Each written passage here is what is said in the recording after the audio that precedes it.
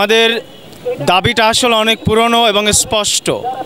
আমরা যে দাবিতে আন্দোলন করেছিলাম সেটা হচ্ছে ন্যূনতম ৩৫ এবং বিশেষ বিশেষ যে ক্ষেত্রগুলো রয়েছে যেগুলোতে যেমন শিক্ষা, ডাক্তার, এইসব যে সেক্টরগুলো রয়েছে এই জায়গাতে আমরা উন্মুক্ত চেয়েছিলাম।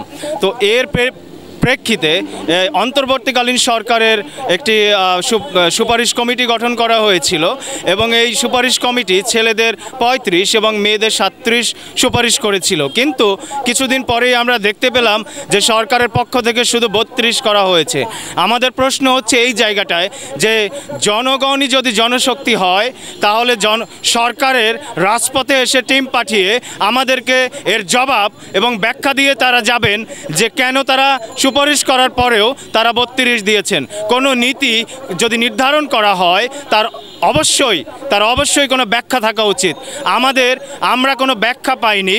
আমাদের এই রাজপথে এসে সরকারের পক্ষ থেকে তারা আমাদের এর ব্যাখ্যা সুস্পষ্ট করবেন যে একটা নীতি যে তারা গ্রহণ করলেন এর যৌক্তিকতা কতটুকু, এর ব্যাখ্যা কী, এর গবেষণা কী। এছাড়া আরেকটি কথা বলতে চাই যে জনগণের জন্যই সচিবালয়ের সৃষ্টি হয়েছে। আমাদের কেন সচিবালয়ে গিয়ে প্রতিদিন এর নাটকের সম্মুখীন হতে হবে?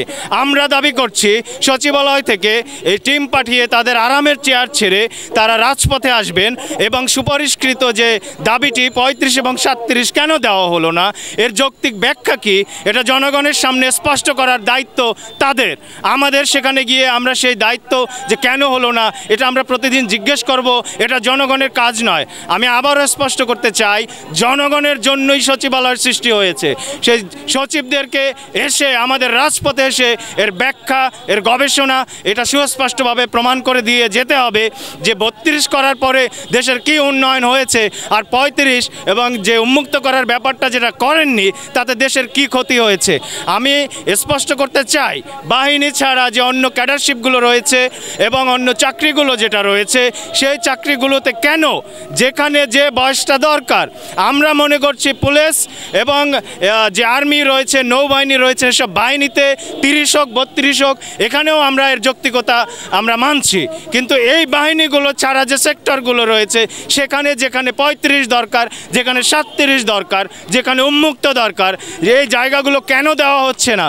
দেশের আবেদনের আমরা ফিরি কোনো চাকরি চাইনি। এখানে আমরা চেয়েছি যে আবেদনের বয়সসীমা একটা ফ্লেক্সিবিলিটি নিয়ে আসার জন্য, যাতে সকল ধরনের যে জনগণ রয়েছে তারা যেন জনশক্তিতে রূপান্তরিত হতে পারে।